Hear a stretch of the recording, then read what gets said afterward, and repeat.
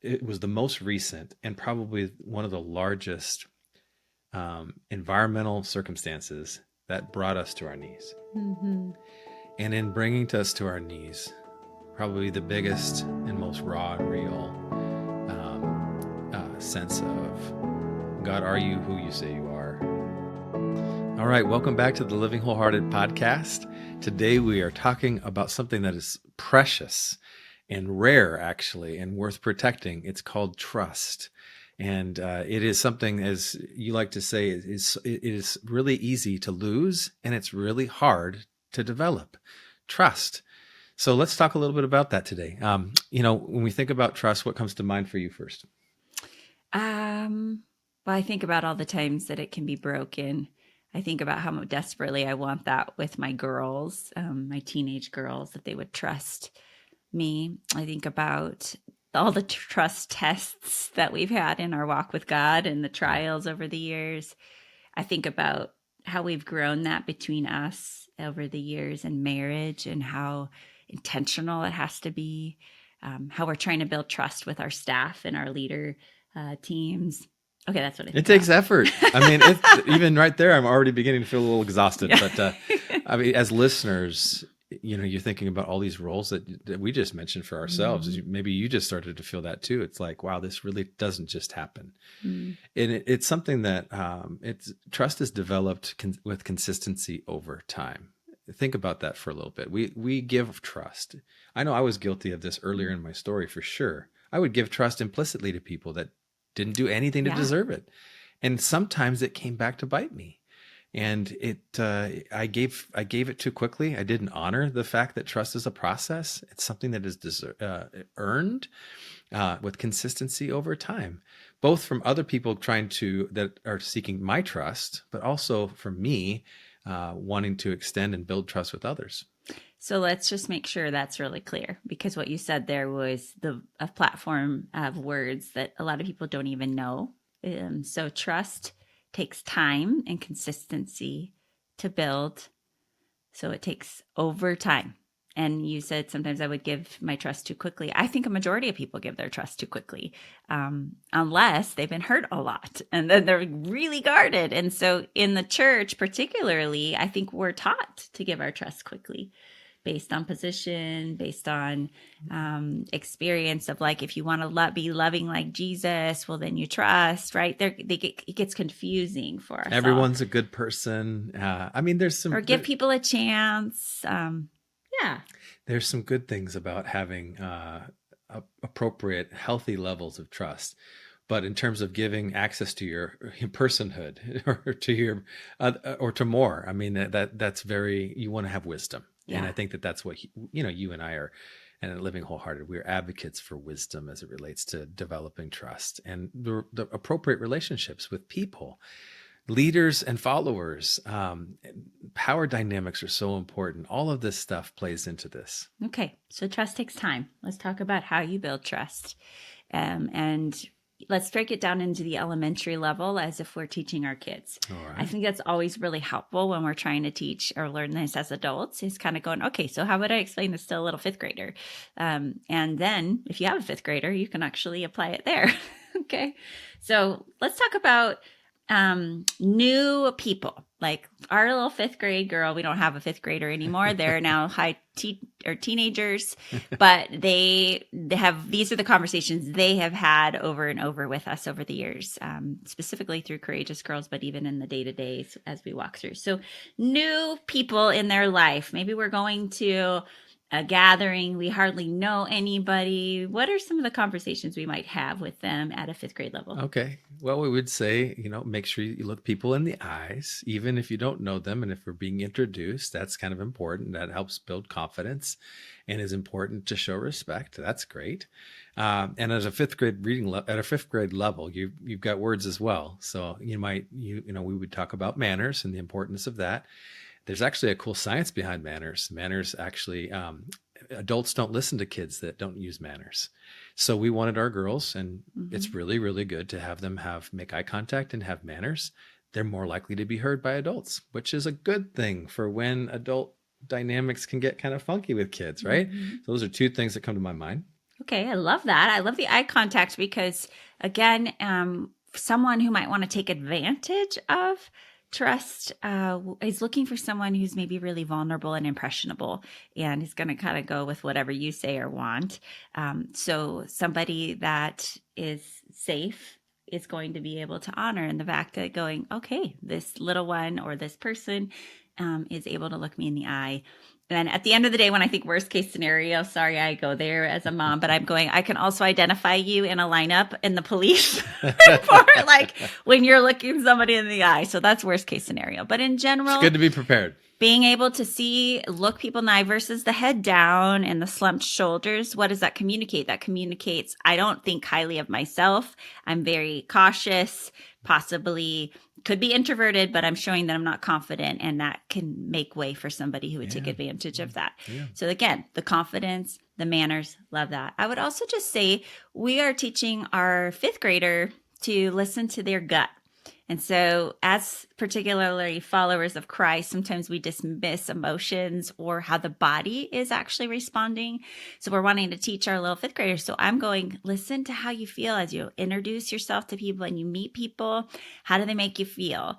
Listen to that. That is discernment. And it's going to help you discern whether this feels like a safe person or somebody that you just want to be cautious with. So learning to listen and practice that skill from a very young age. If you're an adult who's never practiced that, that's a lot what we're doing in our coaching and learning how to discern. I feel uncomfortable. This person that is kind of in my bubble, my space bubble. I'm leaning back and they're coming at me in my space versus reading the social cues that I'm comfortable with this much distance. Okay, I'm going to throw a curveball your way because I can just hear it now. There'll be some people that have just heard this verse before or had someone else tell them this. In Jeremiah, the heart is deceitful above all things. So why am I supposed to judge? I'm supposed to listen to my feelings, listen to my body and how I feel. When my heart is deceitful, I shouldn't be listening to my feelings. I should listen to something that I can count on. What would you say to them? I love it.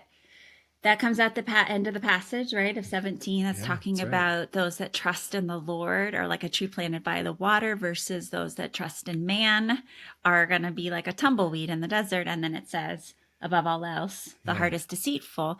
It's really talking about motives and recognizing that we are lost without ourselves. We need to trust the Lord to be able to discern where to go and what to do in his ways. So in context, that scripture pulled out of context isn't talking about emotions and feelings and the way the body's responding in a moment. Emotions really show up in our body. And if we start to tune in and pay attention, God says, love the Lord your God with all your heart, your mind, your soul, and your strength. And to be able to learn to help to discern all of who we are. So I might think somebody is trustworthy, like they have a certain position. All my friends really like them. Maybe they have a platform and they seem like, wow, gosh, everybody's great. My heart might be like, oh, I really like this person. But something in my body is feeling a little uncomfortable. And maybe there is something even deeper discerning in my spirit. Like maybe there's something I'm getting a sense from the Holy Spirit of just be careful. Listening to all 4 of those is really the skill in the development of becoming more wholehearted, living wholehearted. God made it all anyway, right? He made all of us, our heart, mind, body, soul. Yeah. And he gave us the gift of relationship, but trust in those relationships. So we got to attune to the things that are inside us in moments, right? That might help inform us. Can we trust this person and, or not? And it might be, we need to be, I think generally it's good for us to have a little bit more of a cautious posture, especially if you're wired to want to just, as a person that's highly relational, and it's easier for you to give of yourself and just trust away, even though there's no history. It's kind of like trust but verify. Yeah, perhaps. I would say as merchants, when we talk about the core values index, you hear us talk about that all the time if you're with us throughout our podcast. Merchants probably have the highest vulnerability here because we really do believe the best in people and we see the best in people. And so we're kind of the big rooting for you, even if all of your behaviors are really messy. We're like, yeah, but your heart is good. We need people like that, right? Yeah. So that's good in and of itself. But you're right. They're the most vulnerable to what we're talking about here because of their people orientation. Yeah. So going back to the little 5th grader entering a room, trying to teach them and give them permission that they get to listen to their own discernment. And if they need help in the moment to get mom, get dad, or help your sister if she's there, or whoever's the safe, a trusted adult in the room, making sure that you just check in if there's something that's uncomfortable, which is not going to happen in majority of situations. But what we're trying to train and to learn is that you just don't trust someone just because somebody said you should trust them. You don't trust someone just because they have a title. You don't trust someone just because they're older than you and have more power in the room. And you don't trust one just because they say they follow Jesus. Trust is earned. Trust takes time. And you're usually going to tell if their behaviors match their words. And so you can only do that over time. So in the room, giving our girls, particularly if we're thinking fifth grader, a chance to be able to have a little power and to say, you don't have to go up and hug everybody in the room if you're uncomfortable with hugging. But to stand tall, use your words, manners, love that. Okay, what else are you thinking? Yeah, I mean, are we staying with the fifth grade girl? Do you feel like we're done? I don't know. I mean, where were you going with that? I don't know. I was just using it as an example sometimes to say how quickly we rush into situations and think everybody in this room is trustworthy when we actually would say, start with slow and steady and then be able to be discerning to go, these are people that we can trust. And I think I remember you saying, hey, when we're thinking about trust as adults, even sometimes it's good to go back to when we were kids or when we were little. So that's where you were going. But you can take it further if you'd rather to move on. Yeah, I'm moving away from the fifth grader, right? As we think about the principles of trust, I mean, I think trust is something that it's like a sacred currency. I would love to see, we always talk about how we would love to see empathy like just explode. Like the world needs a lot more empathy. The world needs a lot more trust even before you could really experience empathy with people, I think, on a deep, deep level. So it is so worth it. And it does take time. So I find it personally challenging to try to be a person that could be trustworthy. Okay, that's good. And I think, in our male-female dynamics, a lot of times when we're co-presenting, people love that because they get both that male-female dynamic. Also in our friendship or peer groups or where we may be, there's value in us being who we are. And one of the things that, I think as an example of trying to grow in my ability to be a trustworthy person for other females is modeling that or being that with you in front of them and also with them. And so I think that's something as a guy, that's one thing I think of a lot. Okay. How can I be a safe person as a guy to other gals that maybe didn't have safe guys in their lives? That's one little tangent I'm taking, but that is an application that means a lot to me. I think we could flip the role too. I think that's an excellent application. I think we can flip the role even for being a female that's safe for men. Right. I mean, there's a lot of systems that teach because the scriptures say, beware, she's a temptress, run.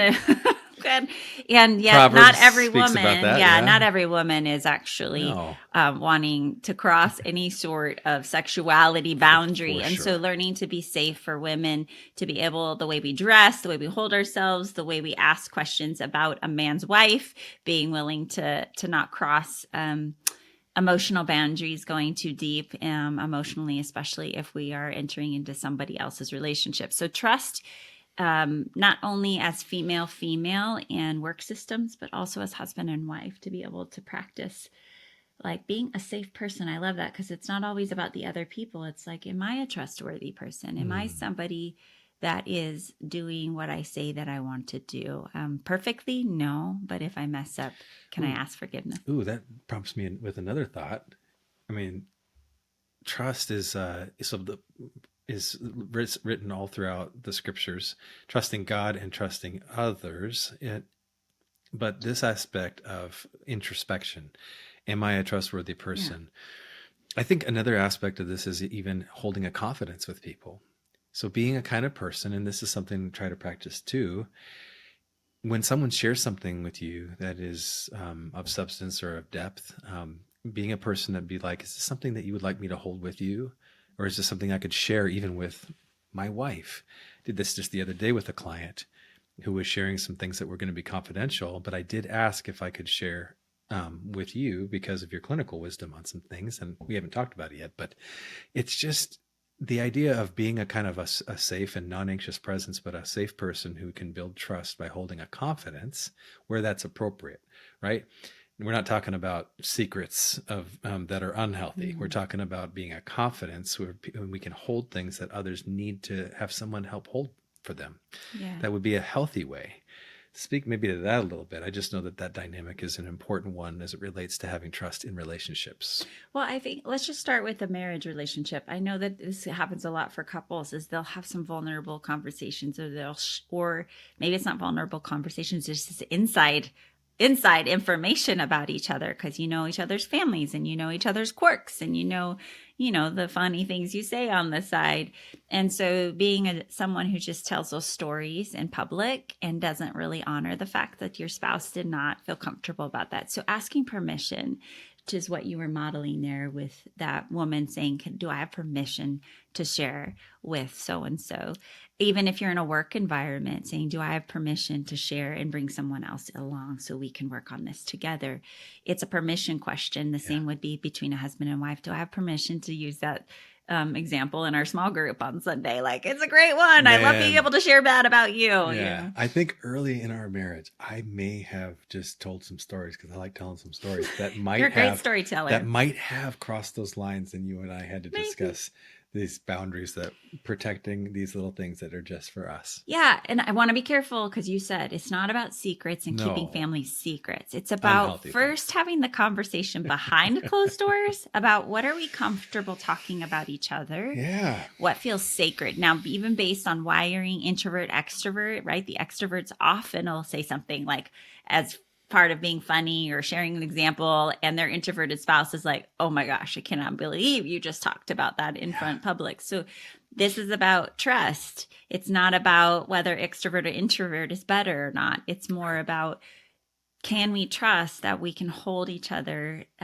as valuable, and what we share protect each other is sacred. Yeah. And then there might be really purposeful things. So even like if you're working through recovery work, right? Whether that's betrayal work or addiction work, or maybe your kid's going through something really hard and you're going through something as a couple, asking permission. Can I share this with my accountability brothers? Because so they can be praying for us, or wives.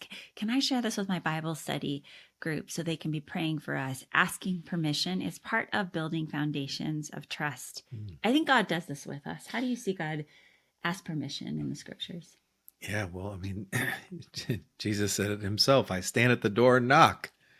And if anyone lets me in, I come and have fellowship with them. He stands at the door, knocks. And I remember this old painting. It's not really an accurate painting as it relates to the ethnicity of Jesus, because it was a white Jesus. But this old painting that my grandparents used to have, it was pretty popular, of a Jesus standing outside a door to knock. And the artist, I will say, did a beautiful job with this detail. And it took me, I didn't even know about it until someone had shared with me. He said, yeah, you know about that painting? You know that you look at the door, there's no doorknob on the outside of the door. It's the person on the inside that has to open that door for Jesus. And that was the beautiful integration of that kind of art with that truth. Jesus doesn't violate our person. He is a good shepherd, and he is the one that knows what we need. And builds trust with us in our relationship with him with consistency over time. And you just see it throughout the scriptures. The arc of scripture, Old Testament and New Testament, all reveal this character and nature of our awesome God. Sure, part of his character is judgment. Well, he is the perfect judge after all, not us. But and sure, he addressed certain religious leaders really poignantly and directly and with harsh words, but he didn't do it out of anger, in an unrighteous anger, and he didn't sin in doing that. Most of how he approached people and how he communicated was with gentleness and careful instruction. Most of the time, Yeah. unless there was needing for some correction. And it usually was the religious righteous, right? Who's thinking, I don't need God and I don't need others. I got this figured out. And so I love that because it reminds me just even of other places where God gives choice. So it is also another way of building trust with people is not always deciding for them, but giving choice. So in Deuteronomy, he says you choose life or you choose death. He actually lets us choose whether we follow Jesus or not, which feels really hard for a lot of people. Why would he do that? Why would he?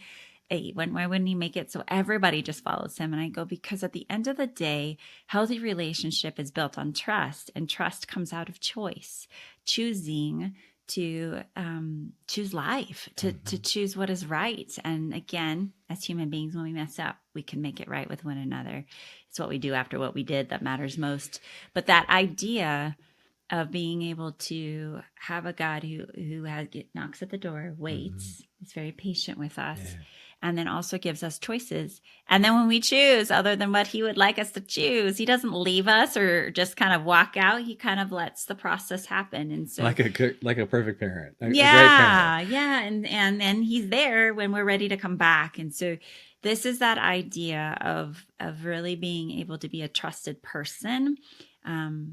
We're going to talk about when trust is broken, but just thinking about the best of things right now. Do you do what you say you're going to do? And so I would say you confess when you used to do in early marriage. And I actually would really not, I'm extending this because it's hard to confess on live podcasts. Wait for it. But I think there were times where I wouldn't do what I say I was going to do. And I really justified it because the person in front of me needed more than what Jeff needed. So the example would be just coming home. You know, I'd say I'd be home by 10 and then I'd be home by 12. And just Jeff, my dad, no. But that isn't very respectful. And I'd come home late because I would get in deep conversation, or I was helping, or I was praying over someone. I mean, like, I remember these days. This is a long time ago. Right? Yeah. And just recognizing, or like I'll be home after church by 1 and then it ends up being 2:30. So the idea of doing what we say we're going to do and communicating if the plan changes is something that we're teaching in corporate America. We're teaching in churches. We're teaching with our parenting. We're teaching in marriage, is saying, be thoughtful about what you say and then actually match your words. Yeah. And if you can't, then you come back. So if all of a sudden I'm like, shoot, I'm not going to be back by 1, then I got to. Great thing about texting is I could just text Jeff and just say, hey, shift in plan. It's going to be closer to 2:30, vice versa. You do an excellent job about that. And I learned from you how helpful that was and what that felt like on the other side, because it does build trust. Yeah. You start to go, okay, Jeff means what he says. And freedom. If he says he's going to mail these at the mail post office today, I know it's going to happen. If he handed me the mail, might have happened because a lot of life happened in between. And now I'm more thoughtful. I'm like, you know what? I said I was going to drop this off. I need to go drop it off because I want to stay trustworthy. Give me some. Thank you. You are. Yes. I'm thinking about trust also from a biblical lens for a moment. And this is just something that, the last 3 years now we could basically frame it, excuse me, about 3 years ago. In a process of a 3-year journey, I should say, we had a real deep dive into trust development and trust broken and some areas of our lives. There was never one of the largest environmental circumstances that brought us to our knees. Mm-hmm. And in bringing us to our knees, probably the biggest and most raw and real sense of, God, are you who you say you are? How are you going to help us get through that? And it was over 3 years, so we didn't know, and it didn't happen fast. It was a long and steady, agonizing process of learning to trust him in a deeper level. Not that we've arrived, but I definitely know that we trust him more than we did before. Because of this, it was excruciating at times. But when we look at, it brought me back. I mean, I was a pastor for a long time. I've been a Christian since I was, second grader, and I've known God's word and I love God's word. But here I was learning in a deeper way than I ever had before. Mm-hmm. Like it was like deeper waters. I got, God, are you still God in this way? Can I trust you?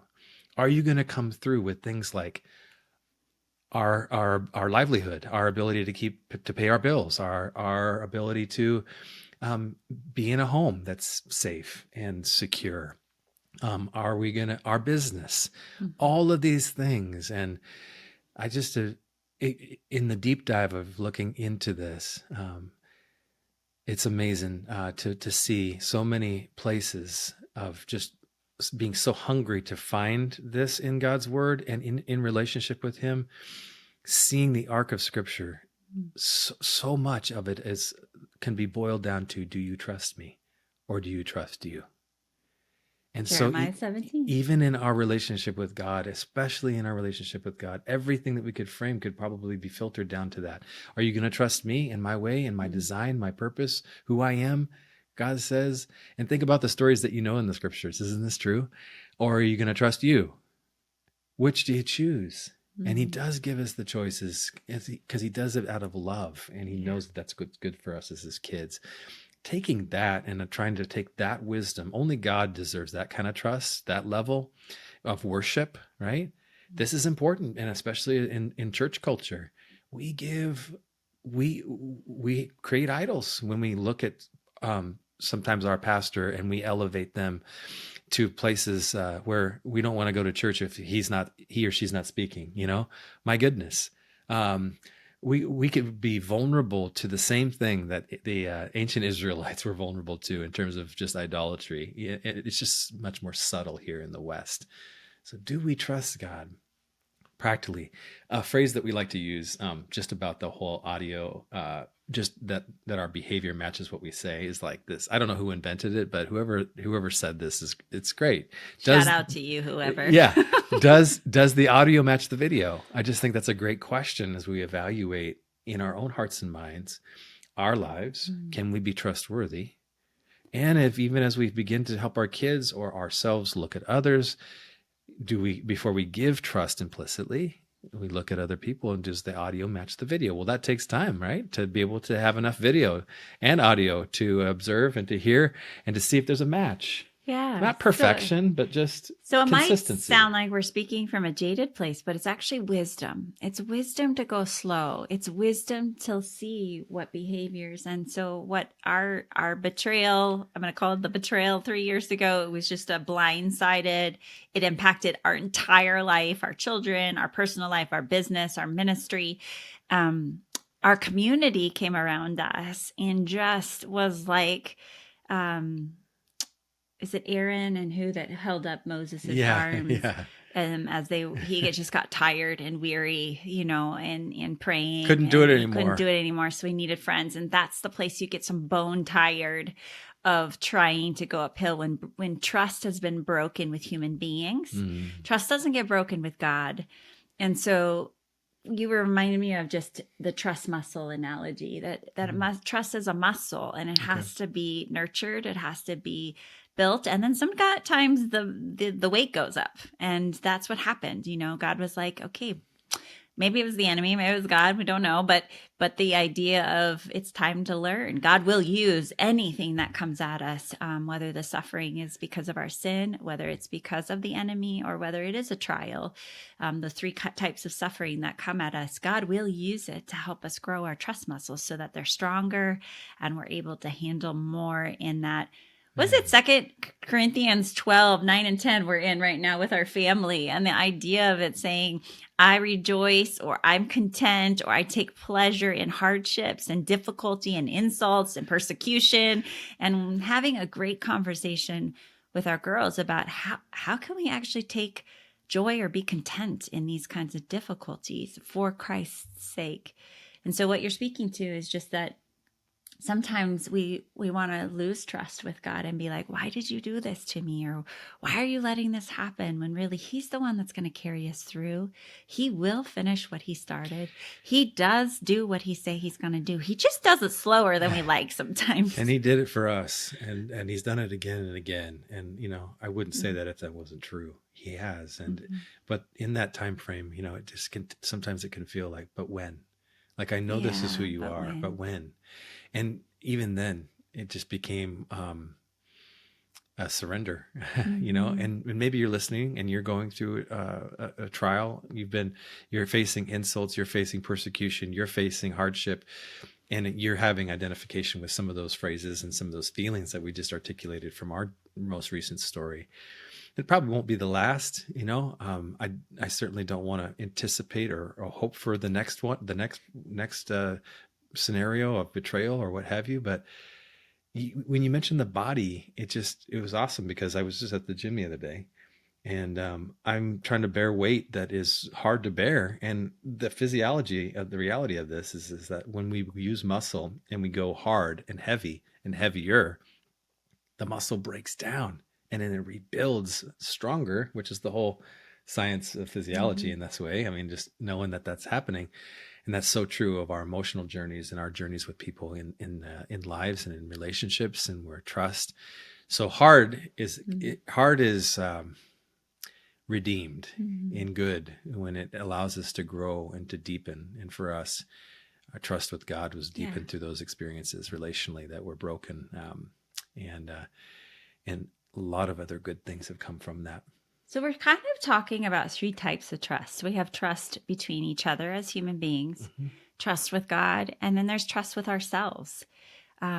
I do think that that is part of the dynamic of trust building that God has done in us, but Mm. also we help children to build. And as leaders, we want to help other people to trust their discernment, their voice, and getting counsel and soundboarding, brainstorming ideas is a part of getting good counsel and wisdom. But learning to discern and to trust. So you had to trust when you go up in those, with weight, there's a bit of like, can I do this? Yeah. And learning, that's one of the things is being athletes ourselves. We're always like, ooh, what's the next challenge? What can I? And I'll never forget when I ran my first and only marathon. So let's just make that clear. And it was way back in my You did it. You 20s. did it, girl. But I just wanted to see, could I do it? I used to think people were crazy who ran on that many miles. And then as I did it and I grew in my own tolerance and resiliency and got to eat lots of pancakes and thought that was a bonus in all the running. And then I ran the marathon with my cheerleading team, my friends, and you, Jeff, and was like, I can do hard things. That was a marker that built some trust, not only in my community that was cheering me on and in God who was with me, but in myself, that I can do hard things. So this is a dynamic of healthy relationships. In healthy relationships, it's just not about, do you trust me? But it's me letting you also have a voice, is what we said, but trusting the discernment that you have from the Lord or what you think you're going to do. And as parents of teenagers, that's a lot of what we're doing, is helping them to have choices before them and to build trust in their discernment making rather than telling them what to do. They're at that age now where they're practicing those muscles. And it'll get harder and harder when they're out on their own, and they're responsible for a lot more. But for now, we're here in the back, just like God is for us. Okay. You just got me with another one. This is happening like multiple times where it's like something you said just hits me with another side angle here. Talking about trusting yourself. This is if you're a parent out there, you might, you might be leading a company and you might be also a parent. So this is awesome. Integration is the key here. Mm-hmm. There's a biblical principle that we teach on often about how to help kids understand who they are and their wiring so that they can trust who they are and before they're launched. And God made them on purpose. And we're getting ready to launch a senior into this world. And that's exciting and heartbreaking at the same time. But the principle is coming from the scriptures: train a child up in the way they should go, and when they're old, they won't depart from it. Maybe you've heard that proverb before, if you will, that phrase. Well, actually, as you get into the ancient language and in the Hebrew, you did some deep diving on this. The Hebrew is speaking to bent. And that is like wiring for us, our language of use of this bent. Parents, this is so powerful. When you having the most power in your kids' lives, and as early as possible, as they're big persons in their lives, as early as possible. Notice, as any good parent does, trying to figure out, who are you? And notice who they are as much as possible, and with your words and with the influence and the power that you hold, speak into life who you notice your child to be, their bent, their wiring. And if you do this with consistency, lots of reps, it's been the habit of the environment of your home to, not that you do this perfectly, nobody does, but just that overarching, you have been an affirmer and a noticer of who your kids have been, and you are drawing that out and reminding them. And as teenagers, we got to remind them a little bit more right now. Then they are less likely to forget who they are when they leave. That's the thing. It's not an inevitability. It's not a guarantee that they're going to have a secure identity their whole lives, but they're less likely to depart from it. That's just such a cool thing that God has revealed to all of us through His Word. What a powerful thing. And even outside of the parenting relationship, as a leader, I work, and you work also all the time with leaders who are executives in their companies. We're teaching them to see their people and to notice and affirm and to build up and to be attuned to their wiring. Why? Because it's good to do that, but also it impacts every metric that they care about. You take care of your people, you're going to have better products and services, and you're going to have it's inevitable in that way. So how is that connected to trust again? I got lost there at the end. Well, as you begin to do and see your people and you build into them, they will trust themselves in their wiring. We use the kids analogy, trusting in themselves, having a secure identity and confidence in that. As a leader in organizations, you absolutely build trust when you see people accurately, notice them, put them in positions that they're wired to flourish and how they were bent, and you're attuned to them. They want to build trust with you. Those are healthy steps. Great. Okay, cool. So let me just say, on the extreme side, I don't want to say extreme. It's actually a lot of people's reality. So I don't mean extreme. I just mean on the flip side, which is really toxic or unhealthy or even abusive relationships.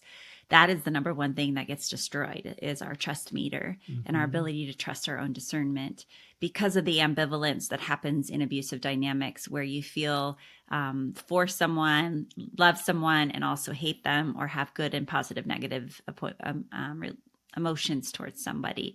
And in abuse or toxic relationships, we're told what we think, what we feel, what we want, what we need, and our bodies, our mind, our whole sense of being don't matter. What matters is either the system, the church, the organization, the family matters more, or that person's needs, wants, desires. The abuser's needs, wants. And so we become void, and we start to, oftentimes, especially when it's supposed to be a trusted relationship, like a spouse, a parent, a pastor, a boss who says he's a follower of Jesus, a coach, people of power in relationship. It's supposed to be a trusted relationship, and it's not.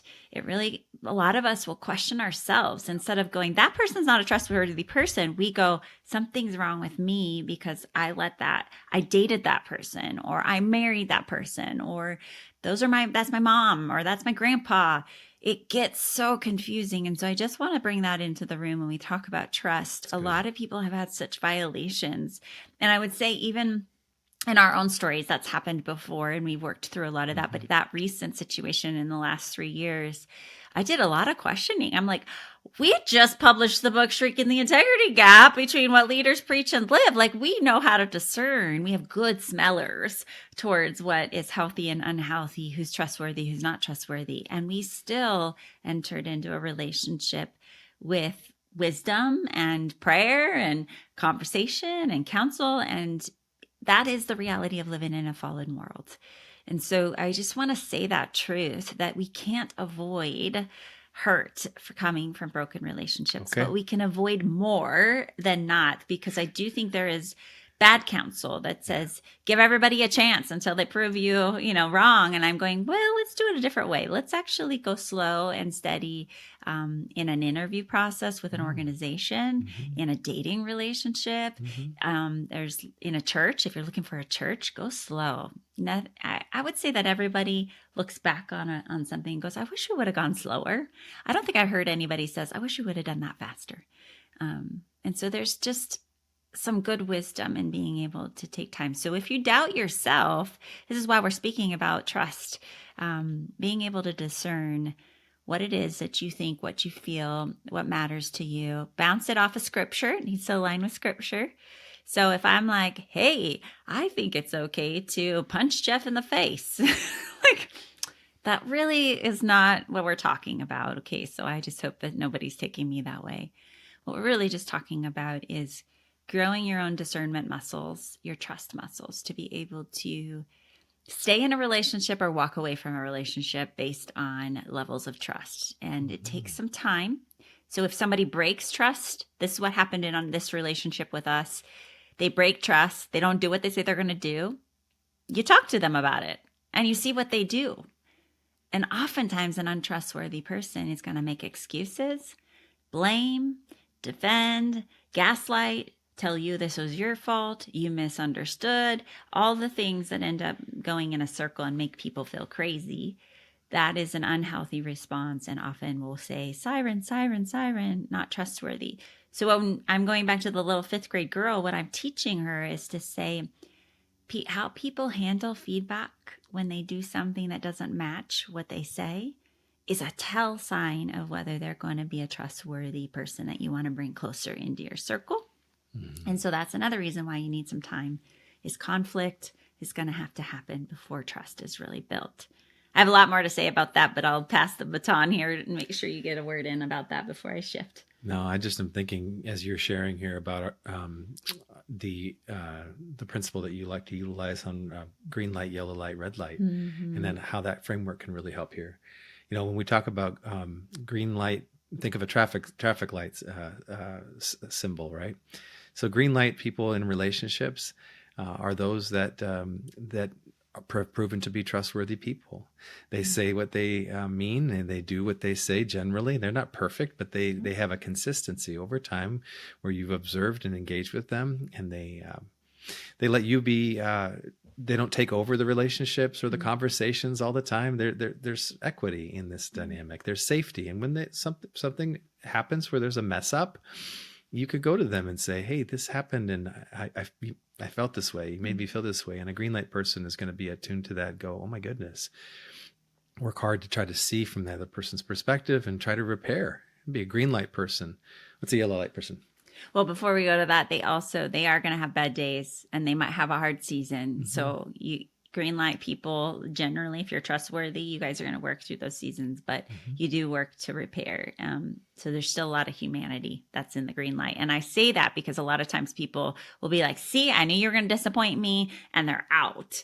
And that's where you're putting a green light person over here in a red light. So did that make sense? But I feel like I need to clarify that because that's a conversation I have with a lot of people who've had a lot of hurt in their life. And if you've had a lot of hurt, you're going to be cautious with green light people. So just know that it's going to take some time to have many green light people in your life before you start to really feel like, okay, there are people who are trustworthy. They exist. But then you might be a person who's had lots of green light people and you're like, I don't even know what a red light person looks like. So let's talk about the yellow light. Okay. These are the wishy-washy. The Bible calls them foolish. Maybe they want to do the right thing, but they maybe don't know what the right thing is. They lack boundaries. They lack understanding. So it can really be a lot of us where we're just unaware of how we impact others. They don't do what they say a lot. Well, they might sometimes, and sometimes they don't. That's why they're wishy-washy. They're hot and cold. Okay. Sometimes they're spot on, and then other times they're not. And you're going, I'm confused. They're very confusing. And when you do confront them and say, ouch, that hurt, or that didn't feel good, or I feel like you're crossing my boundary, the yellow light person really does often feel remorse. They feel really bad and they want to do what's right, but you're not going to see long-term change. They just go right back to what they want to do because they're really only aware of their own sense of way in the world. So a lot of what Jeff and I are doing and our team at Living Wholehearted is helping a lot of yellow light people become green light people, helping with awareness, knowing how your story impacts you. What are your triggers and how do you respond? Knowing your wiring. Do you know their impact on others and can you receive from others? So the good news is we can shift back and forth, but I would just say the yellow light person is just someone who's just not aware and has maybe never had a healthy relationship, doesn't know how to do conflict. Maybe it wasn't modeled to them, yeah, right? Yeah. And so there's a lot of grace Yeah. for yellow light, but we have higher boundaries. We don't offer our pearls to swine, what the Bible says. Jesus said this, meaning like you want to be thoughtful about your heart and your wisdom and your most important parts of who you are. Be thoughtful who you give those to. And so yellow light people we're more careful with. And then there's red light people. Yeah. And even as we just described this, it's important to know that we're not labeling people like, and it's just a way of meeting your needs at the expense of others. This is just a framework of wisdom, right? So just take it as a framework of wisdom as you think about people, and you're even teaching others to think about people. Mm-hmm. Red light people are those that actually are the kinds of people that want to use others to get their needs met in an unhealthy way. They're doing it on purpose. They have a habit of it, and they're not safe. And when you see consistently over time, red light people using their voice to dominate yours or others, and it's about them and it's about what they want. They can even be really good and crafty at presenting like a green light person. But over time, Jesus said it really great, judge a tree by its fruit. So that means you got to kind of watch. Fruit takes time to grow, mm-hmm. and then to drop. And so you're looking and to observe. Red light people they don't care about your boundaries. Again, they care about what they want, mm-hmm. and they want to use you to get what they want. And so those are some things that come to my mind. Yeah. Something simple I will notice when I meet people is how quickly they share about themselves. Now, there's a little disclaimer. I am a licensed marriage family therapist. And if people know that, they tend to want to share more or not share at all, right? That's like true. The extremes. But in general, you can tell like in a small group setting, first time meeting somebody, the oversharer. So talking to all of you who've either been in this situation or you do this, is a sign of not discerning and your trust meter being a little bit off and broken. Like you want to be thoughtful about who is with you. And again, if you're meeting someone, no matter what their title is, taking your time to share who you are is wise. Now, never sharing who you are with somebody that's a green light person who has shown you over time they are who they say they are. That's another broken meter that says, I will never trust another person again because I've been hurt too many times, and probably by somebody that really meant a lot to you or was supposed to be a really trusted person. And that takes a lot longer, and you have to be gracious and grace-filled for yourself and advocate to say, I just need time. But to stay never trusting God, never trusting others, and only trusting yourself is a really unhealthy place to stay too. And so these two extremes are really helpful just for us as we're growing in this place. And if I want to overshare, I share a lot. I'm very open about who I am, but it's different in that I share what I've already processed with the Lord and with my safe people and have healed from.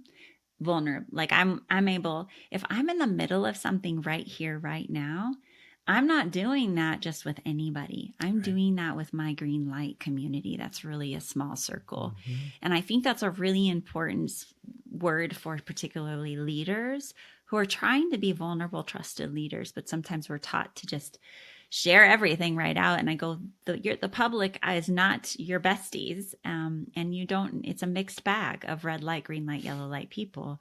And Jesus didn't even do that. So if Jesus didn't do it, then we want to be willing to follow in his footsteps and wisdom.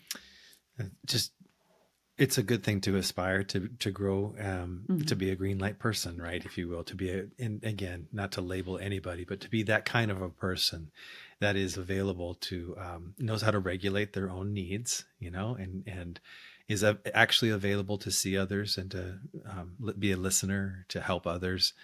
rather than using others all the time to get their needs met in unhealthy ways. And if you're a yellow, kind of in the yellow zone, you feel like, oh my gosh, I do some of that. I do that. I overshare, or I have empathy really quickly for people, but then I tend to not really follow through and I become besties with everyone, but be encouraged. There's room to grow. Welcome to the human race. If with the right motive, we can build these methods and grow and develop and mature. And sometimes you can go from green to back to yellow. I mean, and that can happen too. Our pain can take us into dark places, trauma, other situations, and trauma. And so this is just broad brushstrokes as a frame to help us to continue to grow and to in our awareness of our own needs and awareness of others and how we impact each other. And that's a journey. That's a journey over a lifetime that's worthy to take. Yeah. So I'm just going to end with a lighter story, and then you can close this up. But I was thinking about wisdom I've passed on to my daughters, and I often teach in Courageous Girls and with my coaching clients. But I'll say, like, if somebody says, trust me, and you barely know them, don't trust them. And so we'd always say that to like our girls of being, and so anytime someone would say, trust me, and they'd look at me with big eyes. But we were ziplining one time in Hawaii. First, we've not been to Hawaii. I haven't been to Hawaii many times, but we took our girls one time and then went for an anniversary. And so we went ziplining with the girls, and they're going across, loving it.